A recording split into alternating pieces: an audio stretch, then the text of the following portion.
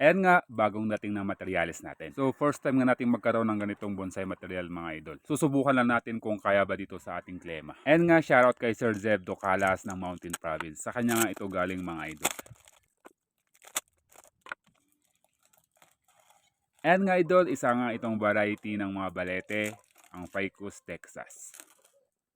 Ayan, baka wala ka pa nga nito at gusto mong magkaroon. Message mo nga lang si Sir Zeb Docalas ng Mountain Province. Ayan idol, napakadaling kausap.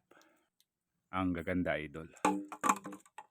Ayan idol, makikita nyo napakagandang materyales. Aalisin nga muna natin yung moss na nilagay ni Sir para papakita ko sa inyo ang mga puno ng ating na-order sa kanya. At ganito nga idol, katataba ang kanyang mga trunk. Marami nga rin tayo ditong pagpipilian ng kanyang mga branch balang araw dahil napakaraming tumubong mga shoots. At syempre, 2 piraso ang na-order natin kay Sir Zeb. Susubukan nga nating i-rock tasping ang isa.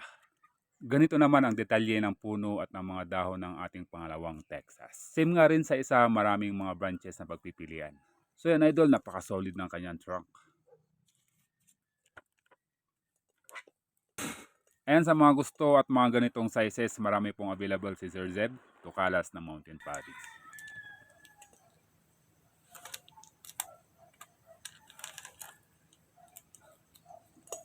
Ayos mga idol.